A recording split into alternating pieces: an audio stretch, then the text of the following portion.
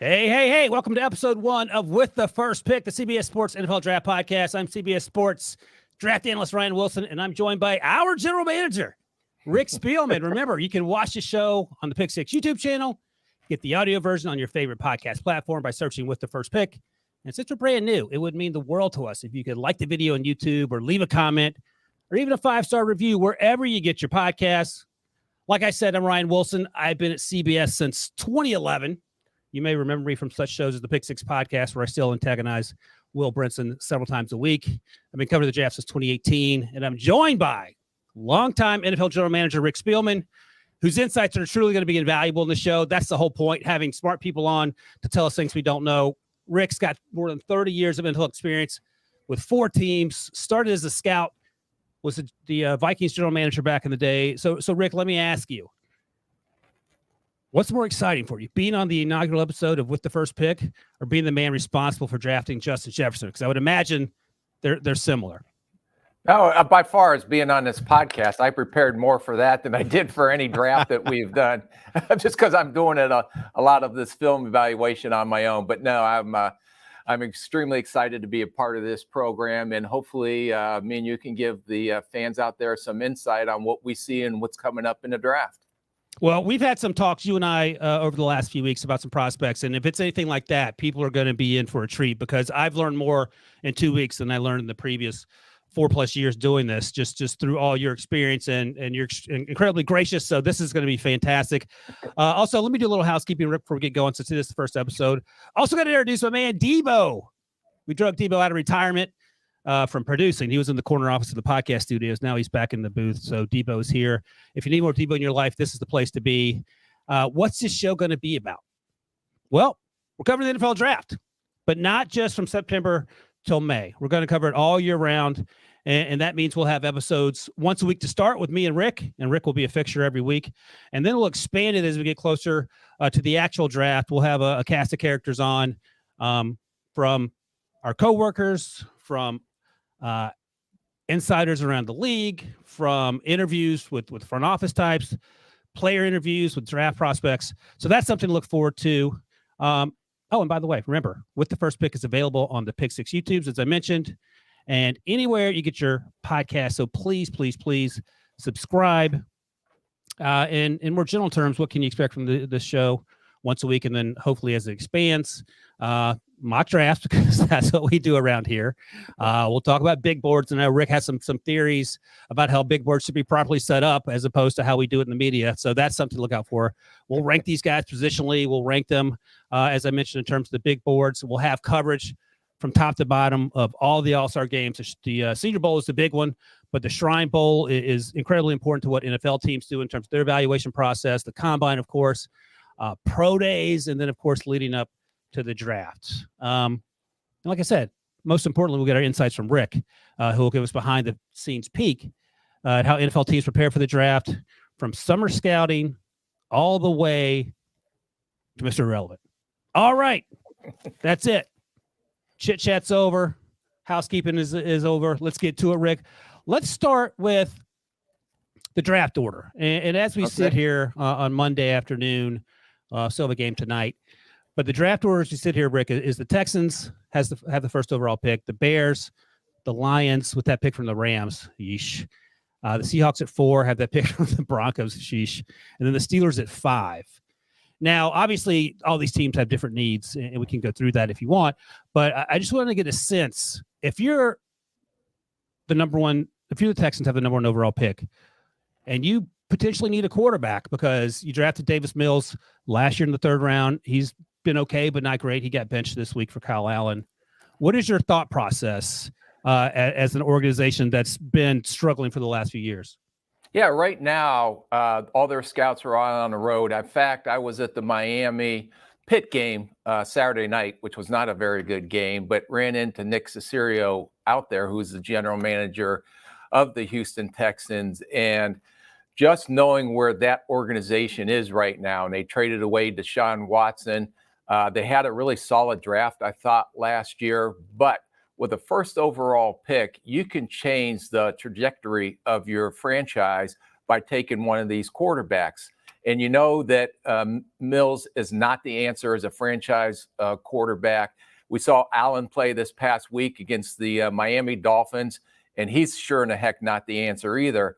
So if you're going to have the number 1 overall pick, you have an opportunity to take a franchise potentially changing quarterback in this draft. And the first 2 guys that are going to come up that we're going to have to talk about, we're going to have to talk about C.J. Stroud at Ohio State, and we're going to have to talk about my favorite player,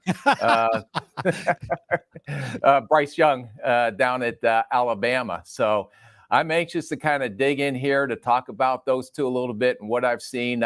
I've done some work down at Alabama. I've seen Bryce Young play in person, and it is amazing for as small as he is. He's not a big guy. He's maybe 6 foot. He's maybe 190 pounds. But the vision this guy plays with, the arm strength that he has, the mobility he has in the pocket, the way he buys second chances.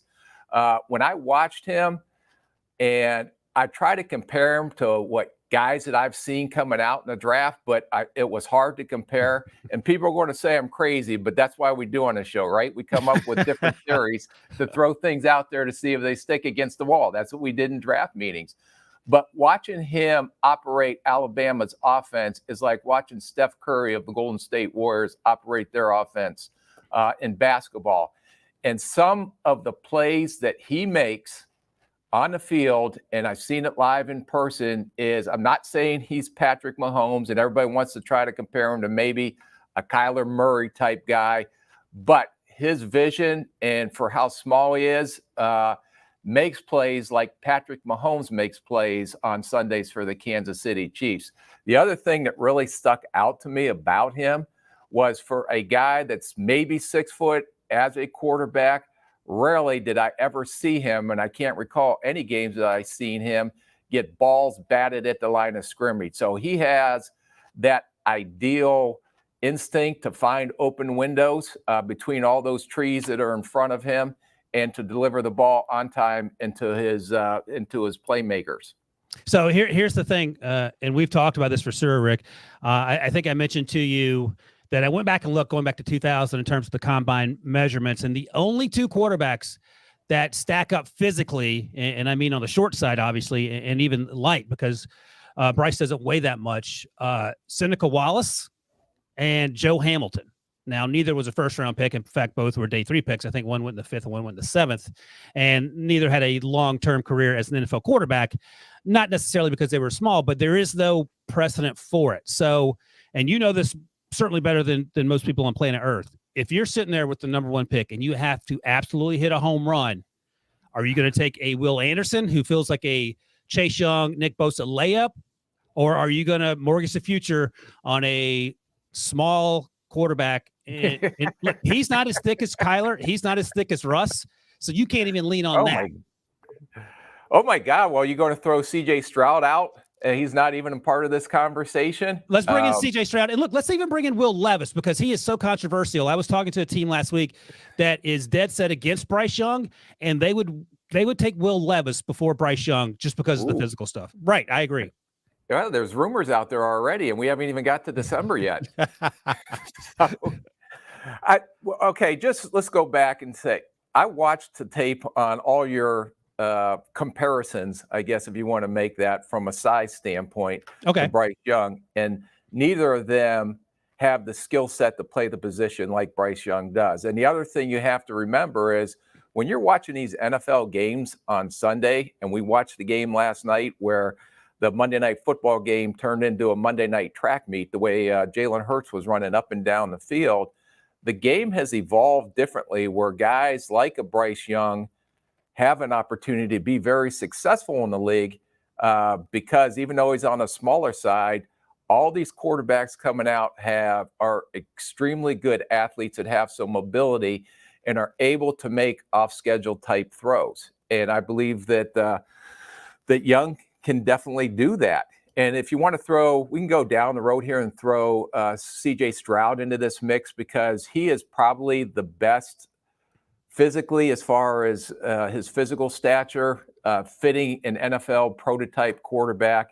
He has an extremely talented arm. When you watch him on tape, he can make all the NFL throws that you need to make. He's playing now with some receivers that are real dudes that are going to be playing in the league and has always played. And Marvin Harrison Jr. is the next one coming. He might be all right, I think. Yeah, but I don't know if Alabama has the same talent at receiver that they've had in the past. So that was something that maybe Bryce didn't have that he had the year before, because Alabama has always had, tremendous talent at that position. That a lot of first-round picks came out of Alabama at the receiver position. But getting back to C.J. Stroud, the one thing is that I wish at times he would get through his progressions a little quicker. At times he holds the ball. Like I said, he's more than talented enough to be a starter and be a franchise guy in this league. But there are still a few holes that people are going to poke with him. And can he throw the ball in tight windows when his receivers aren't getting as open as they are at Ohio State because they're just better athletes? If you want to compare C.J. Stroud to Justin Fields, he is a better pure thrower from the pocket than Justin Fields is, but he's not the same athlete that Justin Fields was coming out. So those are some of the things that I've seen so far between these two. So if you're watching on YouTube, Debo just had up my most recent mock draft, which is based on reverse Super Bowl odds. So the Panthers were picking third there. I had them taking C.J. Stroud because it certainly feels like owner David Tepper, he ain't waiting around for another quarterback. He's going to go get one. So let's talk about C.J. Stroud a little bit more, Rick, because I think at this point in their development, in terms of where they were in their Ohio State careers, I think you're right. I think C.J. Stroud is a better thrower of the football. He doesn't throw with a ton of anticipation, maybe because these guys are always wide open. But when you're trying to do the next step evaluations, because Justin Fields struggled in year one and early on in year two, and part of that was the offense, how they had structured it around him. Who is better at this point in their college careers, Justin Fields or C.J. Stroud? I think C.J. Stroud's better at this point if he does come out. I'm assuming they're coming out in the draft. Because if I still worked for an NFL team, I'd be fined $1,000 every time I brought up all these juniors coming out. So, but it's okay to do it when you're on the media side. But I think that C.J. Stroud is farther ahead than Justin Fields was at this time. The issue I had with Justin Fields when he came out was that I didn't know how quickly he got through his progressions. Yeah. And I thought that the best offense that fit him was that you did play action, you rolled him out, you reduced his read. So, okay, if one's not open, throw it to two and just let him go out there and play and use his natural athletic ability. And then you saw what Chicago did with him. They finally figured out what is Justin Fields' strengths, and now they're utilizing that. And that's why all of a sudden he's went from a bust that people thought maybe earlier this year to maybe their franchise quarterback, what looks like their franchise quarterback in Chicago right now. Yeah, he's looked great.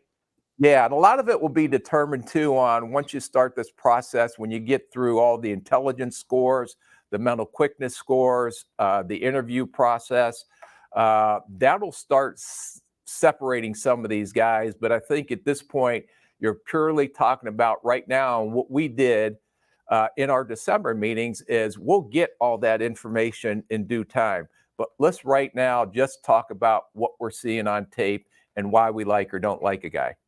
Yeah, so look at that. Will Britson popped up, even on time, Debo. He has a question. He's the host of the Pick Six podcast. Rick, if you haven't been introduced to Will Britson, you certainly will be. He asked a question. Has Justin Fields ended the OSU quarterback stigma? Is that a real thing? Does it raise eyebrows with Stroud? Because if you remember before Justin Fields, it was Dwayne Haskins who came out as a first-round pick, and his career was up and down in Washington. He landed in Pittsburgh before he unfortunately passed away over the summer. But there were questions, and you sort of hear those questions at other positions out of other schools too.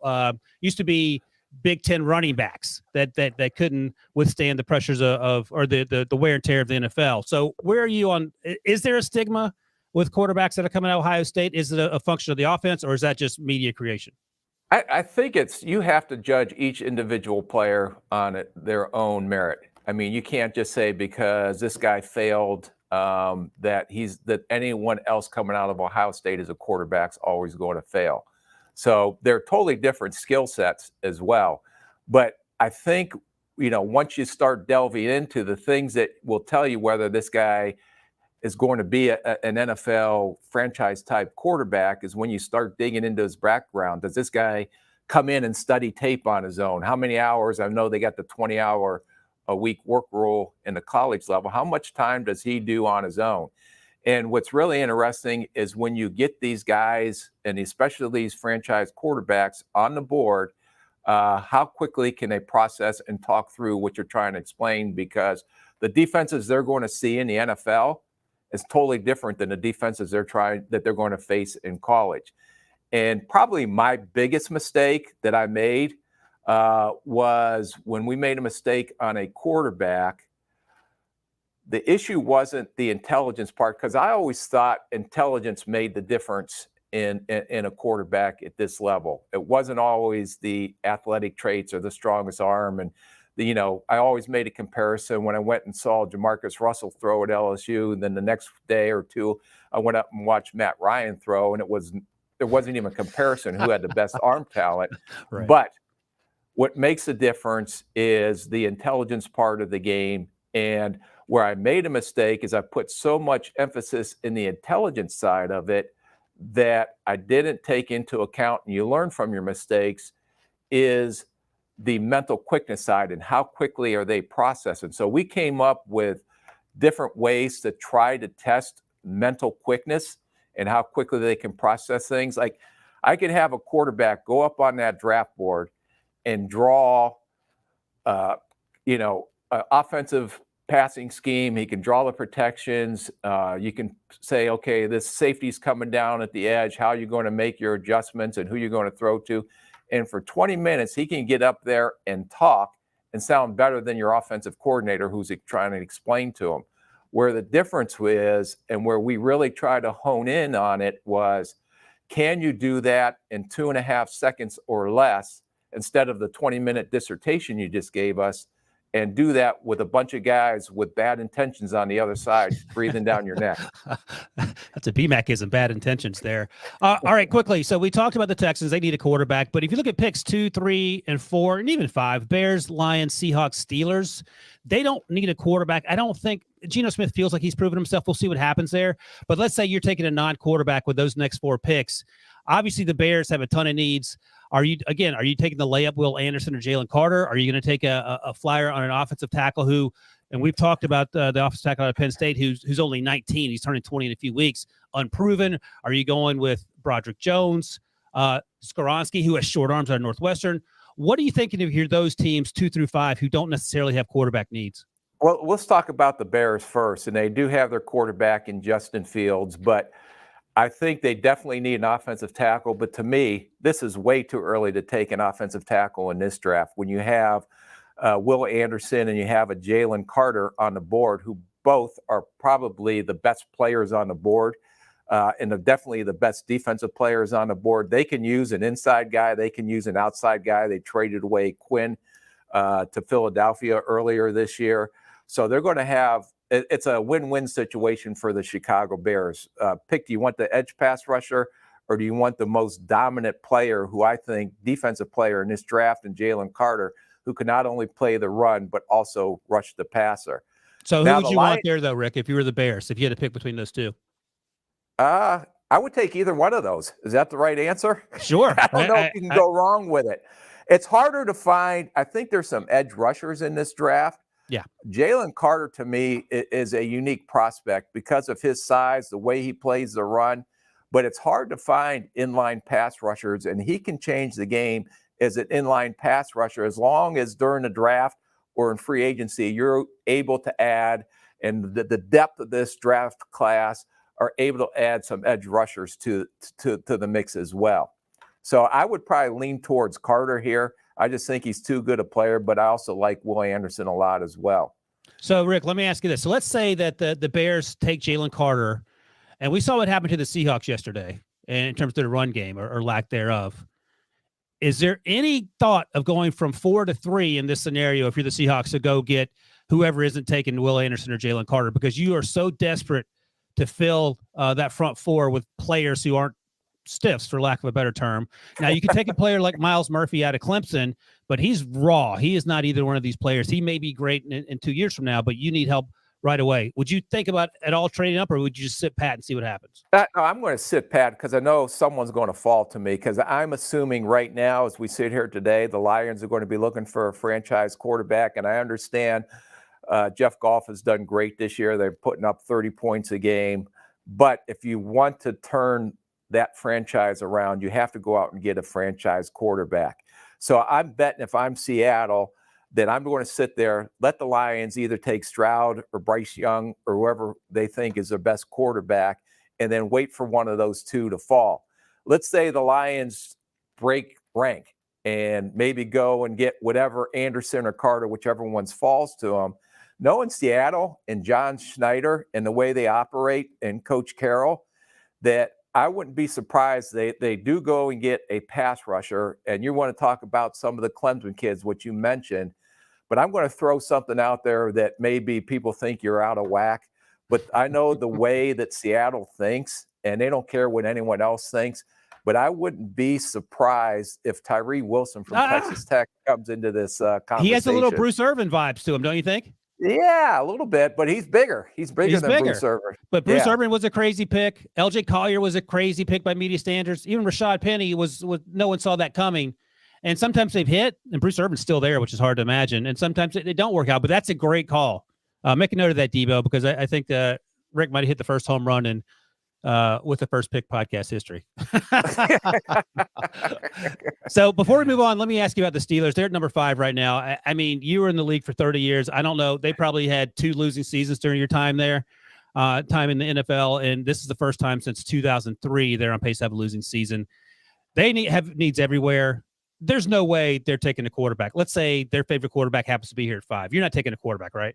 Oh, God, no. No, he just spent a first-round pick on Kenny Pickett. He's in his rookie year. How are you going to take a quarterback? I think Kenny Pickett has an opportunity to continue to grow and be a franchise quarterback for the Pittsburgh Steelers if, that's a big if they address one of their biggest needs. And I think we're on the same page here, although I think they have very good edge rushers in TJ Watt, and I think they have a great edge rusher in having a career year in Highsmith.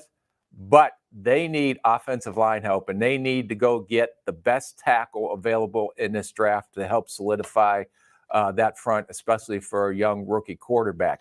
And who that is, I think that's going to be up for debate here.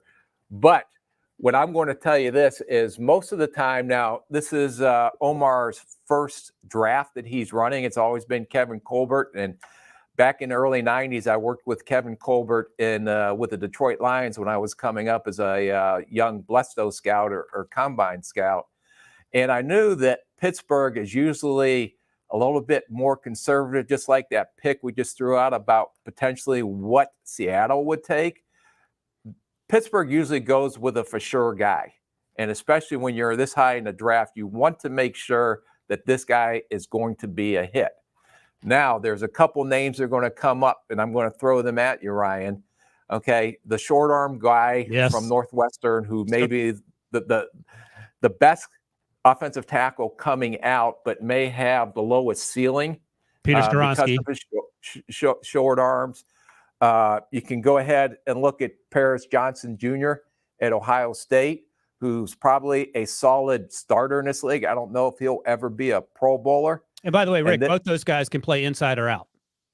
Yes. Yeah, both those guys can play inside or out, but they really need help at the tackle position. Absolutely. And so I'm going to say, I don't know how Omar's going to approach this, but I think that they may go out and go with a guy with a higher ceiling that's still developing. And I know we talked about this, and it's a little bit in the neighborhood of where Pittsburgh is. And I don't know if you're familiar with an offensive tackle from Penn State that's had a very limited amount of snaps and reps, but he's played extremely well this year for the first time being a starter. And he probably has the highest upside out of any of these offensive tackles coming out. Yeah, so Ola Fashanu out of Penn State, you and I talked about him. You actually had me going. It sounded like you didn't like him when I was talking him up, and then you did the old switcheroo on me. Yeah, he is. I told you this. I don't like talking about these young underclassmen. I don't want to encourage anyone to do anything, but it's hard to dispute how well he's played, though, right? Yeah, no, and you're just going off. I'm just going off right now. I hope these kids do stay in school that need to stay in school.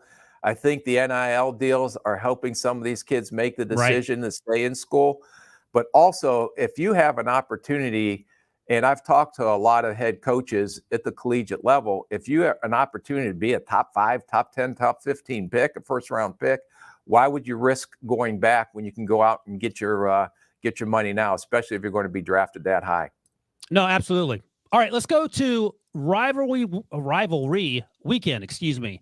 And this is sort of the time of year sometimes when NFL fans who don't really don't follow college football, get involved, sort of with the crossover of, especially if their teams in the NFL aren't doing very well and they're looking a little bit towards the draft and are checking out mock drafts and this, that, and the other.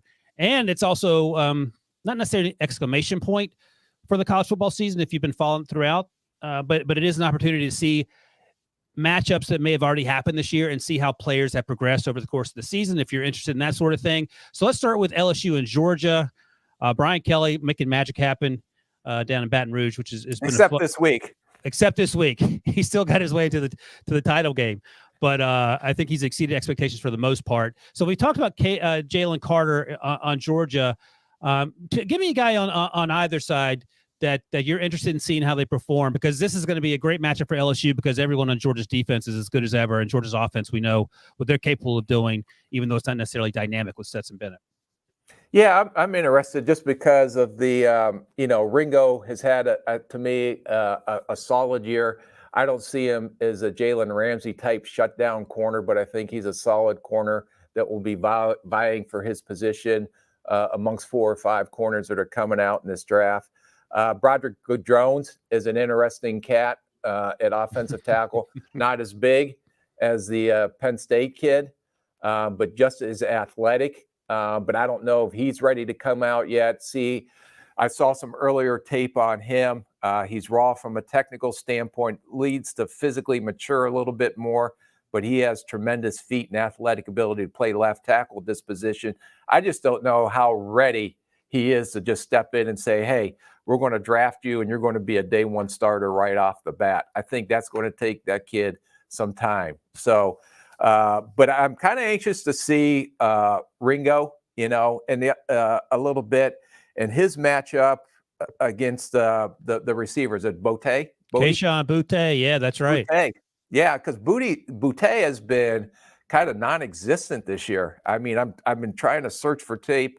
I watched him the year before, and this year has just been kind of just nothing. I just can't get a great feel for him, Yeah. And I know coming into this year, and I don't know if it's a new offense, if it was a quarterback play early, that he has gotten a lot better. But to say that he was the next Justin Jefferson or Chase that was coming out in this draft, I just didn't see it. No. And as Debo notes, LSU, Georgia, 4 p.m. on CBS with our Jenny Dell. Check that out. And Debo made the fatal mistake, Rick, of asking for a draft range for Kelly Ringo. He doesn't know about the Spielman draft chart, where we don't do rounds, Debo. We sort of categorize him. He feels like a day one starter type to me, though. How does that feel in terms of the Spielman chart? Yeah, no, I would say he's got an opportunity to definitely be a day one starter. He has enough of that ability.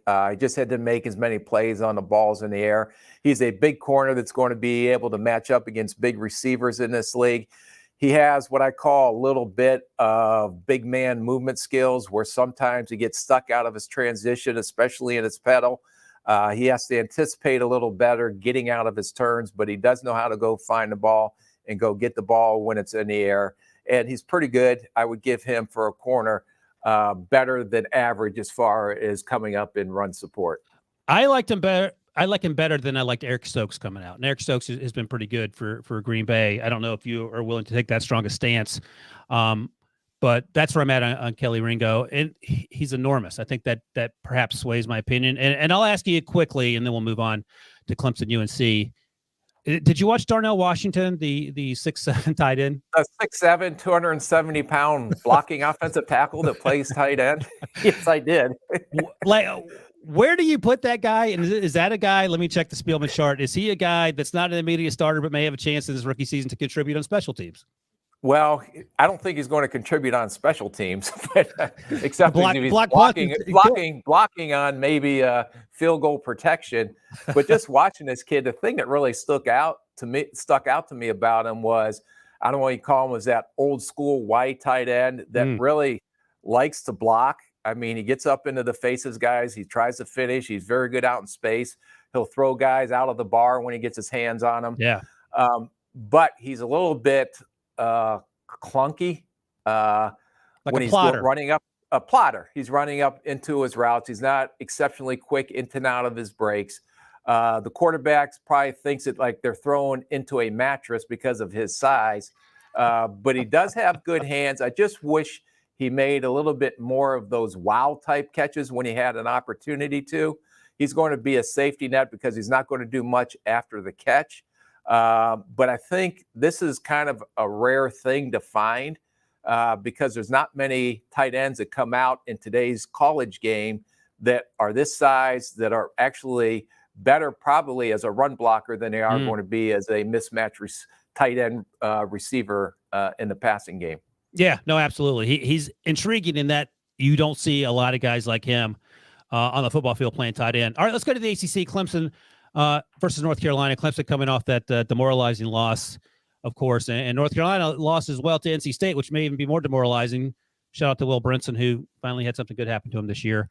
So when we talk about Clemson and UNC, I think most of the prospects are in Clemson. Perhaps the best prospect is Drake May, the quarterback out of UNC. Have you had a chance to watch Drake at all, just in passing, or is that something that you just save until you need to worry about it? Yeah, I did. I was at the UNC Miami game, and you can't help but notice him. I mean, he's a big kid with a strong arm. He's still got a ways to go yet, but he has a lot of natural tools and athletic skills for his size to work with. But I'm sure we'll be talking about him at some point next year. So I didn't really focus on him that much, but he does pop out to you just watching him in a live look. But I did the Clemson kids, and this is an interesting combination of guys, especially on the defensive side. And I'm going to disagree with you on some of these guys. Oh, good. I like that. What do you got? So, the first guy that really stuck out to me that I liked, that I don't think you had very high opinions on, was Trent Simpson, the linebacker. You're right. I did. Him, do you? He reminded me a little bit of Devin Bush. And Devin Bush, they traded. Come on, he's like tall. He's 6'3". Devin Bush is your size. All right, tell me what you liked about it. I didn't think he was very instinctive when I watched him play, but tell me what you saw. Okay, I see a 6'3", maybe 230-pound kid that has tremendous quickness, that has range from sideline to sideline. I'll agree with you, and I'll give you that some of the misdirection he did get fooled by. But this guy's athletic ability in space and his ability to drop his weight and change on a dime, especially if he's penetrating through the gaps inside to chase things down on outside runs.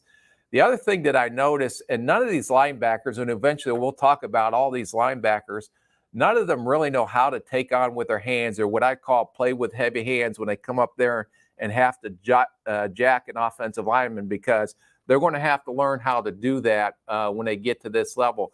But at least this kid gave an attempt to use his hands to get off blocks, and I thought he was pretty good disengaging off blocks and making some plays, finding the ball. The other thing that I really liked about him, there's no question this guy is an athlete and a three-down, if you want to call him modern-day NFL linebacker, because he's going to be able to run with vertical threats down the seam.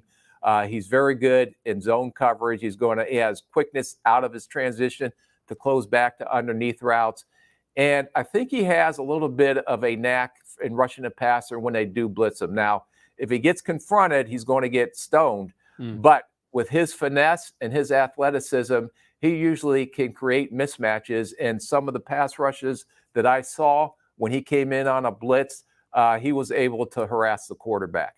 All right, I love it. So we have our first disagreement. I'm going to go back. I'll watch a little more, and this will be a conversation to keep to put a pin in, as I don't know, my grandmother used to say. All right, what other guys do you have on the Clemson side? Because I know Brian Bryce, I didn't love, and I know there are a lot of extenuating circumstances in his personal life. But did you watch him, and did you have any differing thoughts?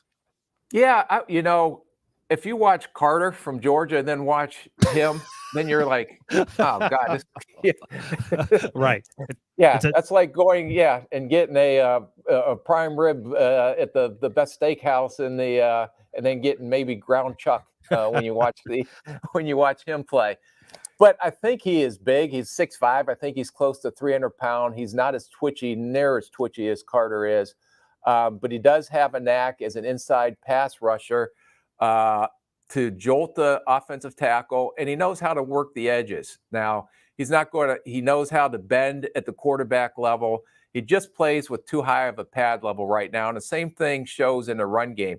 The game that I was very disappointed in all of these Clemson kids, except for the linebacker Simpson, which you did, was Notre Dame, because I didn't think him or Murphy played very well in the Notre Dame game. And those are some NFL offensive linemen that Notre Dame usually has. But I thought Simpson did. I think, you have to take into account, I believe this kid was coming off an ACL back in 2021, and then the tragic death of his sister that he dealt with this year. So you have to take into that account on what you're seeing on tape. But some of the scouts, and I know these coaches, are going to see a 6'5", 300-pound guy that is not stiff. He just has to learn how to play with a lower pad level, and he knows how to slip and work through edges of blockers, both in the run and in the pass game. It's funny you mentioned that last part there, and Debo just put on the screen where Brian Bryce was the #1 overall recruit coming out of high school ahead of Bryce Young and Kaylee Ringo. And the thing that you mentioned about the size and weight that you can't coach, I remember talking to a scout last spring, Rick, about Drake Jackson, who now plays for the 49ers, came out of USC, and I didn't love his tape at USC, and I got the exact same talk that you just gave. NFL teams see a guy who's 6'5", 265 or whatever he is, and he was making some plays yesterday in the game, and that's what reminded me of the conversation that I had. And to your point, so while I didn't love Bryce's tape this year, there are the extenuating circumstances, and you can't coach that size. Let's talk quickly about Josh Downs, and then we'll move on. Because we've talked about it before. Drake May, of course, is his quarterback.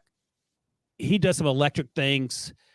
And this is a question I asked you when we talked, but tell the viewers, maybe give them a little insight. When you have a receiver who's 5'11-ish, 185-ish. Not 185. I saw him in person. He is not 185. What is it? North or south of that? No, he's going to be 170s, I believe. Even better. So can you take that guy on day two? Or is that better because you're trying to make a point to me, or is it better because you want him to be 190 because you like him? It's better, both of those things. I'm trying to make the point that when you're undersized, it's hard to draft those guys high because of the lack of physicality. And I would like him to be 190 just because he's so electric and see him go higher. But when you're 170, 175-ish, it feels almost – it's hard to draft that guy early. It feels like a late day 2, early day 3 type situation just based solely on the size. Yeah, what we used to put these guys in, if they're going to be slot receivers only, because I do think this guy is very good speed.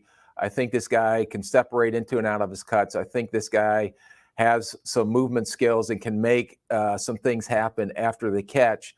But we put him in what we used to call a special category, where they're going to play maybe 65, 70% of the snaps on offense when you're in your 3 wide receivers.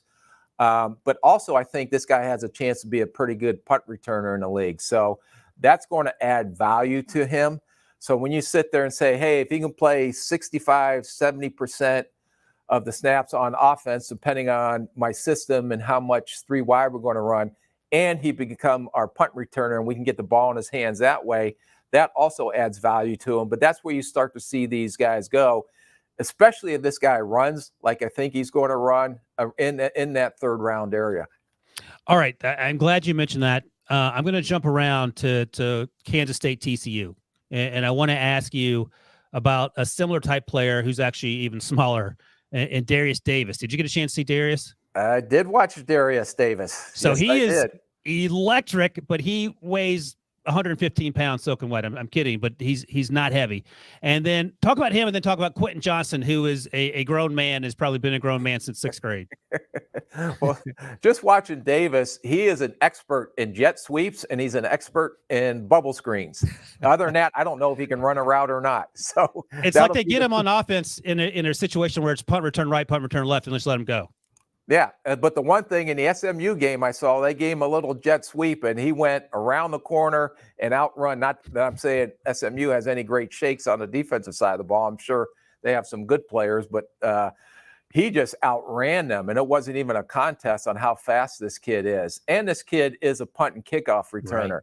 You just don't know, because when you're going through this pre-draft process, and hopefully he gets invited to the combine and you can see him run some routes there, you'll go to his pro day to see how far away he is from really knowing how to run routes at the NFL level, but you can't teach this guy's speed.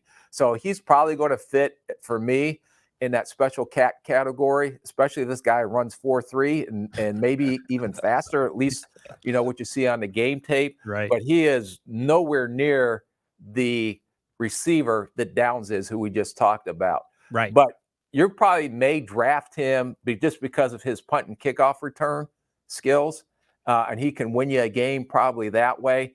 But since you don't know what he is as a receiver, you just know he's a tremendous athlete with great speed that can return kicks. Who knows what he is as a receiver, unless you're just going to use him on jet sweeps and bubble screens his whole NFL career, which ain't going to happen. That he's going to be a Saturday type guy, but someone may get a steal out of this kid. And then you look at Johnston. I think this kid, before it's all said and done, is going to be the best receiver in this draft. His size, his speed, his athleticism. When I watched him on tape, he looked like a little man in a big man's body. The way he can drop his weight and get into and out of cuts. The one thing I want to see him clean up of, I know he had a high ankle sprain here towards the end of the season, but he does have some uncharacteristic, maybe concentration type drops. But I think this guy is a extremely talented athlete for how tall he is.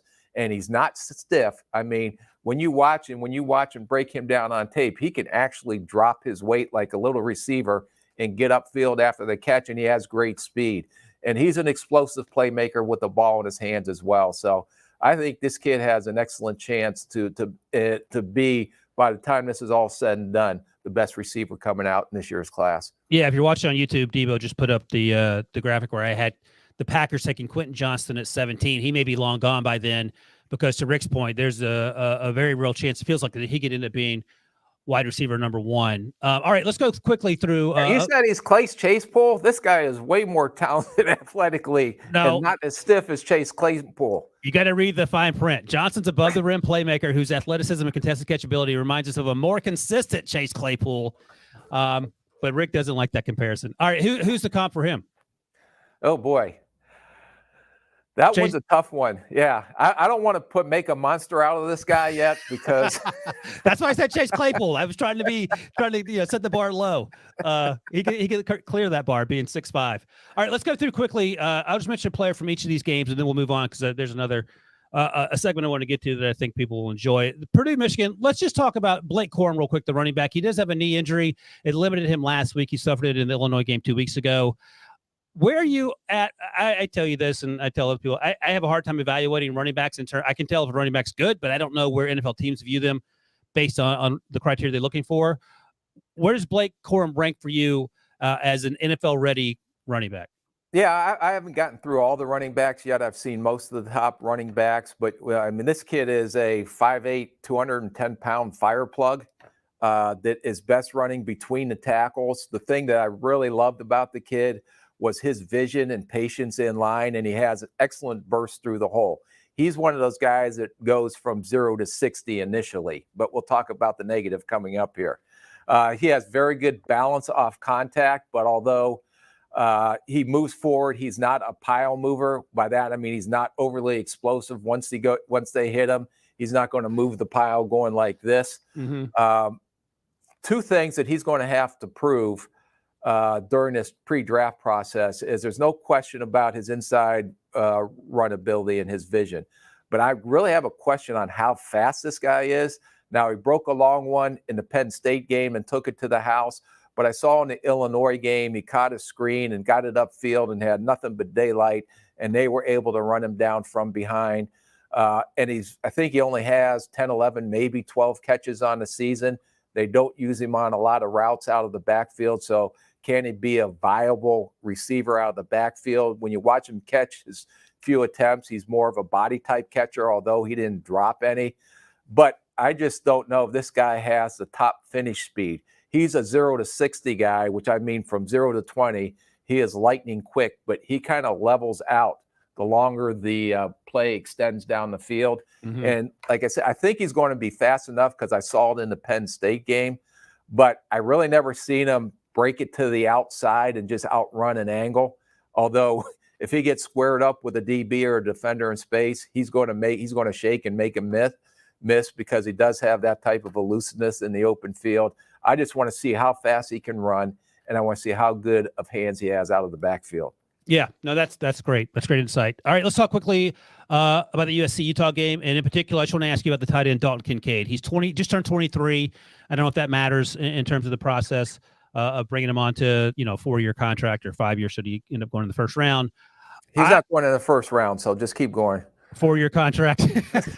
So I love this guy. Like, I think he's better than Trey McBride in terms of where I had him ranked coming out. Trey McBride came out last year. I think Trey was the first tight end taken. I'm pretty sure. I don't think one went in the first round. He went in the second round to Arizona. Where are you on Dalton Kincaid? Because he's a fun player who's had some huge monster games. USC, he had a huge game, and he had another game where he had over 120 receiving yards. Yeah, no, this guy is a mismatch in the passing game. I will agree with you on that standpoint. He's a very good athlete, upfield into his routes. He has tremendous hands. He's another one. It's a snatch and pluck guy that catches the ball outside of his framework and can make adjustments to off-target throws. You've seen a couple of times him running down the seam and high pointing the ball over top the linebacker. He is athletic after the catch. He'll dead-leg a defender in space, and he's quick. He's got a little bit of a burst to get upfield after the catch. The issue that I have with him a little bit is the run blocking. I'm not going to say he doesn't give effort. He's more of a push and pester type guy that will pester his way into some production every now and then. And they ask him to do a lot of run blocking too. Yeah, and he's not willing. He's just not strong enough to, if he's going to have to block guys up at this level. But he does. I was really impressed with his receiving skills, and I was really impressed with his athletic skill set after he catches the ball.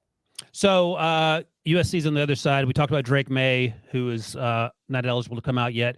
Neither is Caleb Williams. Have you had a chance to get an eyeball or two on him, or he's not yet on the radar?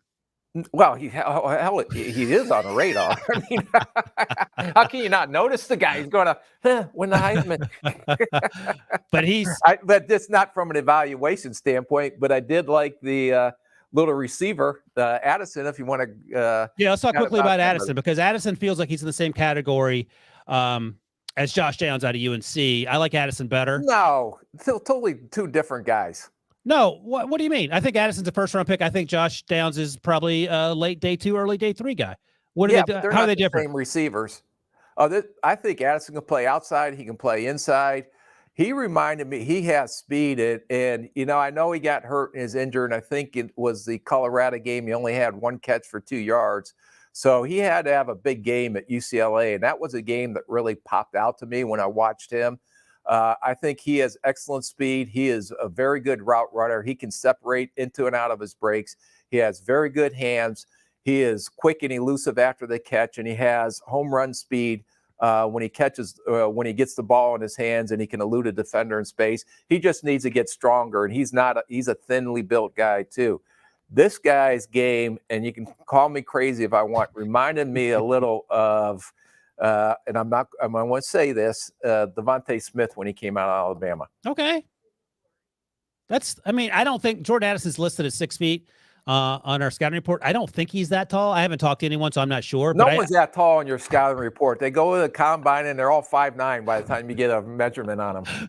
By the way, my scouting report right now is that I'm 6 feet 175 as well. Both those are huge lies. But I love Addison, and when I say he's similar to Josh Downs, I meant physically. They play different positions for sure, but I think in terms of when you see them, they're not Quentin Johnston, for example. They're not hulking figures that loom over defensive backs. Addison plays with better length, whether he's taller or not. He has better length than Downs does. No, I agree with that. And I think Addison's going to be he'll be the separator in terms of the guys in that physical group. There'll be Marvin Mims, there'll be Josh Downs.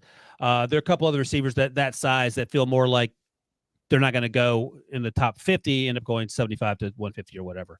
All right. So that was fun. And we'll circle back to see how these things go next week. But now it's time for a segment that we like to call. Can we narrow it down 75 to 150? That's like, that's a pretty wide, but we'll get into that, I know, in future podcasts. Yeah. Hey man, it's November 28th. We got a long time to go. We got to stretch our legs here. It sounds like, the way we're talking, the draft's ready to start tomorrow. And I get nervous when I start putting specifics on like draft position, because I know that that's one of your pet peeves. So I'm trying to keep to the Spielman chart, which we'll have to publish so people know what we're talking about here. But now, Rick, it's time for a segment we like to call Rick's Picks. Yeah. There's some good and there's some bad. Well, this one's good. And I mentioned at the top of the show, and you very politely said you enjoyed being on this podcast, but the alternative was drafting Justin Jefferson. So Justin Jefferson, as we all know now, was the 5th wide receiver taken. Henry Ruggs went 12th to Las Vegas. Jerry Jeudy went 15th to Denver. CeeDee Lamb went 17th to Dallas. And then I would imagine you were quite nervous with the Eagles on the clock at 21. They took Jalen Reagor, and still available, Brandon Ayuk, T. Higgins, Michael Pittman, Laviska Shenault, and KJ Hamler. Can you take us through, first of all, how nervous you were as you were sitting there, and JJ was still on the board, especially with the Eagles, and then how you came to the decision to pull the trigger, on drafting Justin? Well, the decision wasn't that hard to pull the plug on that one. Just to be honest with you, I'm going to sit there like we had a stew over it. It wasn't. But I would tell you, that was a unique draft because that was the COVID year. So you weren't out scouting games. There was very limited. You can go to a game, but it was like you had to sit away. You couldn't interact with players at all. I know most of the schools were shut down as far as scouts coming on campus because they didn't want the COVID to spread. It was very limited. There was no combine, I believe, that year. There was pro day. So it was very, very limited on what you were able to do through your normal draft process. But the interesting thing about it was when we watched Justin Jefferson, we watched him. The year he came out, he was a slot only because they had some good receivers on the outside. And we thought he really excelled in the slot for a tall, athletic receiver. The year before, he was on the outside and was just maybe a good receiver, but not what he eventually ended up being, what he is right now for the Minnesota Vikings. So he evolved.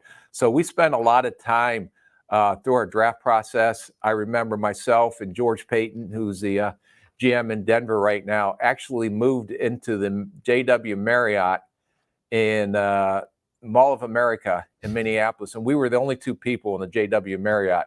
And the reason we went there was we were able to gather together with mask on to apply to all the NFL rules. But we had a conference room and we had the bandwidth that all our coaches were different places in the country. All our scouts were all over the place. So we had maybe 15 to 20 people on this conference call, but our technology enabled us for me to push out video to everybody's screen and you run the clicker back and forth. So we're all watching it at the same time and discussing it. And I remember Gary Kubiak was a huge, huge fan of Justin Jefferson and thought he was a rare prospect. And he's seen a lot of pretty good players, pretty good offensive players through his career. So as we stacked through the board, we thought we needed a receiver. We tinkered around, I said, with trading up a little bit.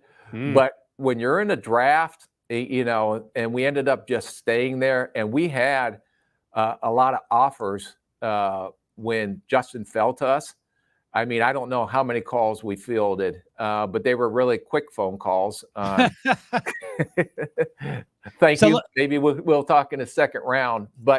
And you can see that, they had it, I believe, on the whatever the social media on when he fell to us, and we were sitting there all in our homes, and it was the draft. Sometimes it's luck, and to be honest with you, I mean, you can evaluate the player, and fortunately, we were right on Justin Jefferson. But you also have to have luck in the draft and have the board fall to you. And that was a scenario where you hear that term, yeah, the player fell to us, and we were fortunate to get him. All right, let me ask a question. You don't have to answer it if it's a state secret, but how high would you have been willing to trade up for Justin Jefferson? Because these wide receivers started coming off the board right around 12, 13, 14, 15. We started to get a little nervous when Lamb went to Dallas. Mm-hmm. And so, and we knew we had our sights on Justin. So we made a couple phone calls, but, there was not a lot of interest in moving up. And the other thing that you really have to be prepared for was after Dallas took Lamb, and I don't remember the exact order, but from Lamb all the way down to Philadelphia, I don't believe there was a receiver that went during that time. Was there? No, it was, I'll tell you real quick here. It was, look at Debo on the stick. So CeeDee Lamb goes 17th, and then Austin Jackson, Damon Arnett, who's now out of the league, Caleb Chason, and then Jalen Reagor at 21. And then, of course, at 22, so you guys take Jefferson. Yeah, so when you look at that, you see that little run, Denver took Judy, then you see CeeDee Lamb go to Dallas. But when you're deciding whether you need to move up in the draft or you don't need to move up in the draft, okay, Miami, I think we felt in Vegas and Jacksonville, and we thought the next threat at the receiver that would be able to take a receiver was Philadelphia. So that's when you start saying, do we have to trade up above Philadelphia to make sure that we get our guy? And like I said, we called a lot of those teams in front of us. We weren't able to get a deal done that we felt was a fair deal for both sides. So we ended up just staying there. And it reminded me, and this is for another story, is when we sat there and Adrian Peterson fell to us in the draft, which is a whole nother interesting story on how you don't overpay sometimes. And sometimes if you just stay there, and the deals that you don't do sometimes are the best deals. And we were very fortunate that Justin did fall to us. But if he didn't, we did have an option B that we really liked. All right, let me ask you, and again, you don't have to speak in specifics if you don't want to. Were you nervous, number one, about the Eagles taking Justin Jefferson? We're always nervous about it. Because you can talk about 6 teams that we were nervous about taking Justin Jefferson. And let's say they had taken Justin Jefferson. Did you have a backup plan at wide receiver, or were you guys planning on? You still were going to take a wide receiver, or there's another position you might target? There was another receiver on there that was still on the board that we liked. And all right. I would just, yeah. We'll leave it at that. We'll leave the viewers wanting more. All right, Rick, I feel like this was a pretty good inaugural episode. I've been a part of worse episodes on the podcast, so I think that's a win, mostly because you're part of it. So you made it incredibly interesting. So that's a wrap. Episode 1 is in the books. Remember, please subscribe to the podcast. Give us a thumbs up on YouTube. And if you enjoyed it, tell a friend. If you hated it, tell an enemy. Either way, tell somebody. Rick, thank you again. I look forward to talking next week. Thank you, Debo, and we'll see you guys next week.